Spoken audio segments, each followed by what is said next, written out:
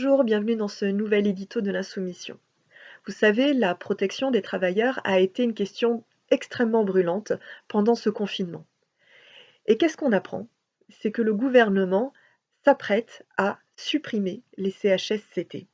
Les CHSCT, vous le savez, ce sont ces comités qui s'occupent des conditions de travail, qui regardent les protections individuelles ou collectives des travailleurs, qui s'assurent de la garantie de ces protections, mais aussi qui contrôlent les moyens mis à disposition. Eh bien, le gouvernement a réuni les syndicats pour leur annoncer qu'il s'apprêtait à supprimer ces comités. Par cet acte, on voit que toutes les promesses, tous les applaudissements aux héros, c'est bien fini. Les actes parlent beaucoup mieux que les discours, et ils sont sans appel. Les héros d'hier sont devenus les riens d'aujourd'hui. Les héros qu'on remerciait hier sont remerciés aujourd'hui, mais d'une toute autre manière.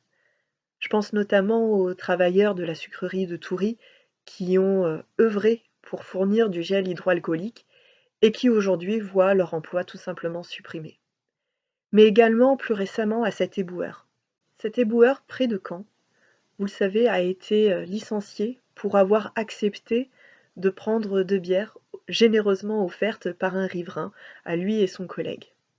Et bien pour ça, il a été licencié et le coup fut tellement dur que ce cet homme de 46 ans s'est donné la mort dans son habit de travail.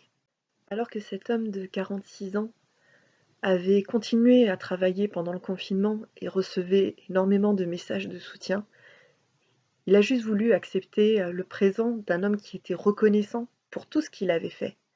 Et on voit que la reconnaissance, elle s'arrête aux usagers, mais elle ne passe pas la frontière des dirigeants, de ces DRH, de ces sachants, qui nous voient toujours et encore comme juste une force de travail et c'est tout.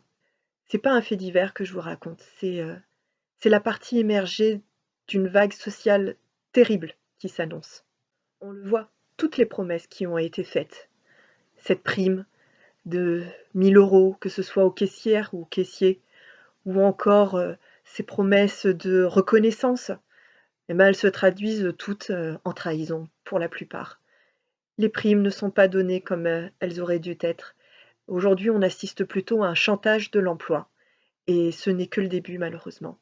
On voit bien que entre les profits et les travailleurs, on sait qui le gouvernement va défendre et sauver. Si les logiques financières continuent de dominer, si les actionnaires continuent d'avoir tous les droits dans la gestion des entreprises, alors il n'y aura aucune réponse positive à cette crise. Il est indispensable de donner de nouveaux droits aux salariés et à leurs représentants.